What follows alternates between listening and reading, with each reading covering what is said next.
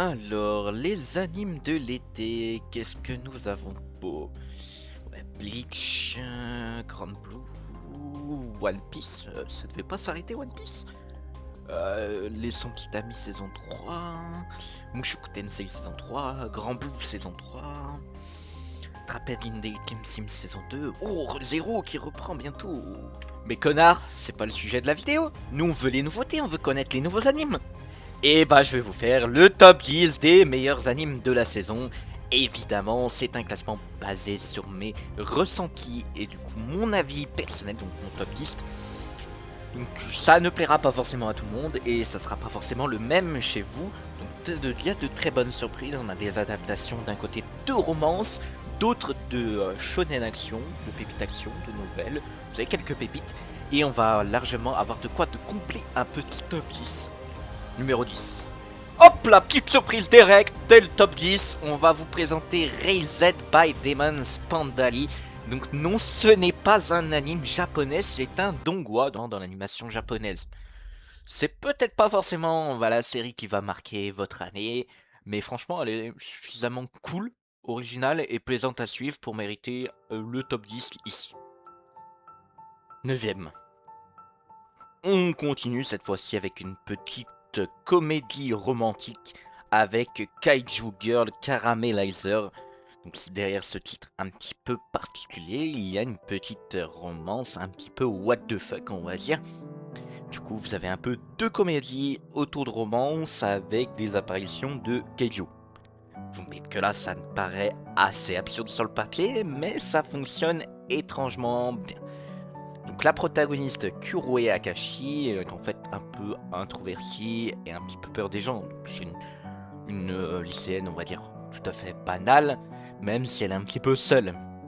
Et un jour, elle va du coup changer un petit peu au contact de son camarade de classe Arata Minami, qui est vas-y le mec le plus beau de sa classe, etc. Vous connaissez, il est populaire et il est gentil avec elle. Et du coup, elle va peu à peu tomber amoureuse de lui. Sauf que, petite particularité, notre protagoniste, Kuroe, elle a une sorte de maladie en fait. À chaque fois que l'affection change, elle va avoir son corps qui va se transformer peu à peu. Et quand elle est remarque vraiment ses sentiments amoureux, et ben là, elle va se transformer complètement en kaiju. Donc ça va créer des situations un petit peu hasardeuses et très marrantes. Sinon, on a aussi un cast de personnages secondaires qui sont tout aussi drôles et qui est vraiment intéressant. Bref, en plus la romance avance assez vite. Déjà épisode 4, 5, les deux protagonistes sont déjà en couple. Donc pour le coup, ça fonctionne vraiment très bien. C'est très efficace, très drôle et très cool.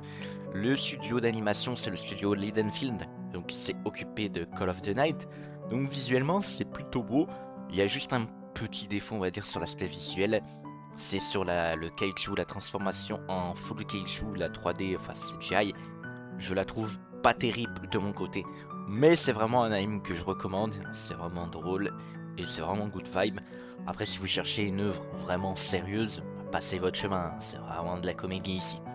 Et gros coup de cœur aussi pour l'opening de l'anime, donc chanté par Metani. C'est un peu du style métal, sauf que moi j'aime pas trop ce style là habituellement. Et là je trouve il passe vraiment très très bien. Je vous laisse sur la musique de l'opening.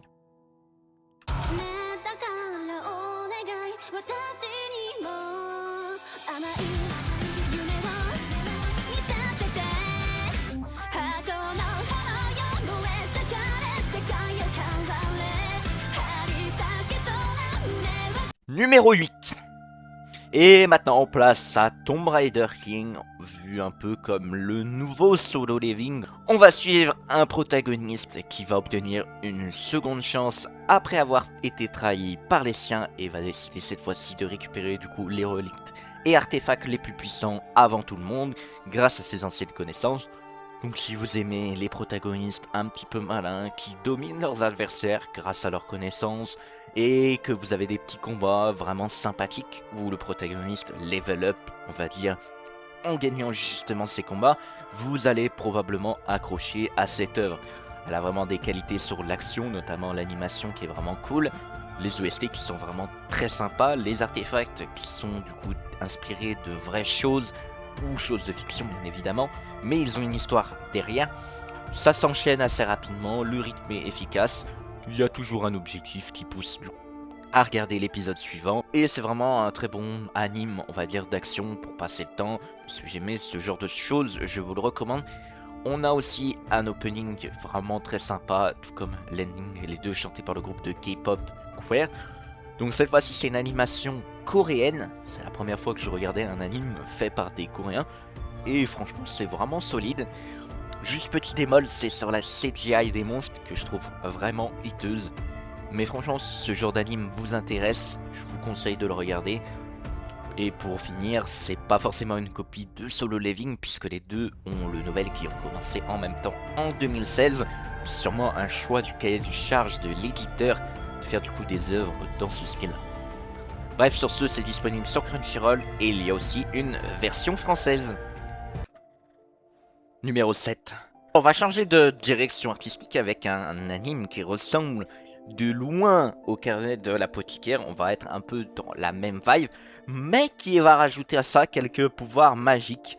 Donc avec Fook, I am an inept villainess. Donc l'histoire reprend un principe assez simple, l'échange de corps entre la soi-disant protagoniste gentille qui est du coup malade et qui est un peu, on va dire, elle vit une vie compliquée, et la fameuse méchante en très bonne santé qui, elle, veut tout faire pour être à la place de la protagoniste, et du coup elle va essayer de la pousser dans le vide pour la tuer.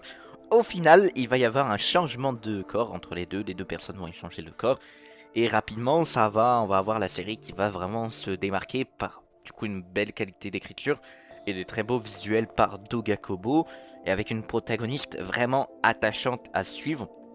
Donc, par rapport à beaucoup d'animes villainess, tu sens déjà que celui-là, il est un petit peu un cran au-dessus. Hein. Il va y avoir vraiment de la qualité supplémentaire, que l'histoire va être développée avec plus de conflits politiques, peut-être potentiellement des romances, pour l'instant il n'y en a pas encore. On a un opening chanté par Millet et des décors vraiment très beaux, avec des intrigues politiques vraiment intéressantes. Franchement, pour le coup, c'est un très bon départ et je ne peux que vous le recommander. Évidemment, ça sort aussi sur Crunchyroll. Numéro 6. Et petite surprise avec I Want to Love You Till Your Dying Day. Donc c'est un Yuri avec de l'action, un petit peu d'action. Et on va dire c'est un petit peu de la dark fantasy à demi-mot. Donc c'est un orphelinat, ça se passe dans un orphelinat où des enfants sont élevés au rang un peu comme de soldats parce que la guerre est très proche et à côté, et il y a des pouvoirs magiques.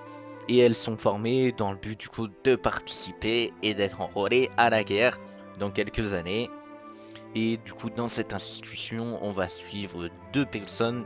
D'un côté on va avoir du coup Shina, notre protagoniste, et on va avoir Mimi, du coup une sorte d'arme de guerre humaine qui est immortelle grâce à un sort, et vous allez avoir une relation qui va évoluer du coup entre les deux. Du coup, elles sont alignées dans la même chambre et vous allez avoir une petite romance entre les deux. Puis l'histoire va avancer. Franchement, visuellement, c'est vraiment magnifique. C'est l'un des plus jolis animes de la saison. Et l'histoire est vraiment très très cool. Je vous le recommande fort. C'est disponible aussi sur Crunchyroll. Et il y aura du coup 13 épisodes pour cette saison 1. Numéro 5. Et à la 5ème place, on retrouve Un amour invisible, Love Unseen Beneath the Clear Night Sky. Une romance qui va donc prendre son temps et qui mise davantage sur l'émotion que les situations absurdes, avec une romance très sérieuse entre un protagoniste homme tout à fait normal et une femme du coup qui a une particularité, un handicap, elle est aveugle. Elle n'est pas aveugle de naissance, on ne sait pas encore pourquoi, mais c'est probablement lié à une maladie. Et la relation des personnages évolue vraiment naturellement avec des moments, on va dire, plutôt calmes et souvent marquants. Visuellement, la série est vraiment très très belle avec une belle direction artistique. Des belles scènes bien mises en valeur. Si vous aimez un peu les romances peut-être posées avec un peu de drame, parce que oui, dans les tags de l'anime, il y a le drame. Possiblement que ça peut mal se finir. Pour l'instant, dans les 4 premiers épisodes, c'est vraiment très good vibe. Donc à un moment, il va sûrement y avoir un turning point qui va passer l'œuvre de manière un petit peu plus sombre. Mais sinon, c'est clairement une des valeurs sûres de la saison et probablement la meilleure romance objectivement de la saison, autant ça soit sur l'écriture que sur la qualité visuelle. Et j'ai l'impression aussi que le light novel est très bien adapté, hein. On ressent vraiment les pensées des personnages à travers du coup l'anime. Le light novel est seulement de 3 tomes, on peut s'attendre à une adaptation complète en 12 épisodes ici. C'est aussi disponible sur Crunchyroll et je vous le recommande fortement. Quatrième. Et cette fois-ci, on va reprendre une autre comédie romantique, peut-être celle que j'aime le plus personnellement de la saison au niveau des rom-coms. Donc avec Oh Boy, Was I Wrong About Her. On est sur un schéma, on va dire, un petit peu classique de romance avec des amis d'enfance qui étaient, on va dire, potes à la campagne. Le protagoniste qui ne savait pas que son ami d'enfance était une fille. Et au final, ils vont déménager. La protagoniste va aller à Tokyo rejoindre ses parents. Et lui, il va rester à la campagne. Sauf que quand il arrive au lycée, il va aller en ville à Tokyo. Et évidemment, ils vont se rencontrer. Et je trouve que la série avance progressivement sans casser du coup les attentes de base. C'est pas un truc révolutionnaire, mais il y a quand même quelques petites scènes d'émotion, des interactions entre les personnages vraiment très intéressantes. Et c'est vraiment très good vibe. C'est vraiment une safe place qui est vraiment cool. J'aime beaucoup ce que dégage en fait cet anime. Il y a un petit peu de comédie, c'est un petit peu marrant et la romance évolue vraiment naturellement. Comme quoi, il faut pas forcément juger un livre sous sa couverture. Franchement, je vous le recommande, c'est disponible sur Crunchyroll. Ne vous attendez pas à la romance du siècle, mais moi je trouve ça vraiment good vibe et c'est pour ça que je le classe 4ème de mes nouveautés préférées de la saison. 3ème. Et sur le podium, on va commencer avec un shonen un petit peu classique, qui s'est malheureusement conclu trop tôt en manga avec 5 tomes. On va attaquer avec Black Torch, très attendu du coup par les lecteurs. L'adaptation anime, on va mélanger un petit peu action, une sorte d'exorcisme, et on va dire combat surnaturel avec un peu des pouvoirs spéciaux. Et franchement, c'est vraiment cool. C'est un shonen, on va dire, très efficace. L'anime fonctionne très bien avec un studio assez nouveau, mais qui produit une animation et des visuels vraiment qualitatifs. Les OST aussi sont cool et un héros qui est plutôt très sympa à suivre, avec des pouvoirs particuliers, notamment il peut parler avec les animaux, ce qui apporte un petit peu une vraie identité à la série. Les combats sont vraiment cool, l'animation solide et un rythme vraiment intéressant, une adaptation qui devrait être complète et potentiellement, si c'est un succès, avoir une suite au manga qui a été axé dans le Shonen Jump. L'adaptation commence vraiment fort et je vous le recommande. Il y a aussi une version française en simultané sur Crunchyroll. Deuxième. À la deuxième marche du podium, on va retrouver Spark of Tomorrow, donc un anime un peu à la vibe Dr Stone, mais dans un monde un petit peu plus moderne, dans un Kyoto au Japon des années 1800. Donc la série, elle va proposer un univers vraiment très intéressant qui va développer du coup l'ensemble des personnages et du cast.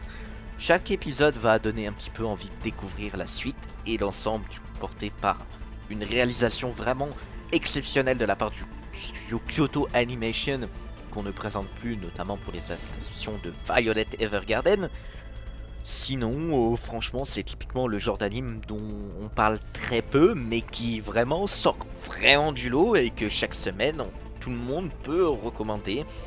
Il y a aussi une version française qui est disponible sur du coup Netflix et je vous le recommande très fortement, hein. C'est vraiment la plus grosse pépite visuelle de la saison et la plus grosse surprise.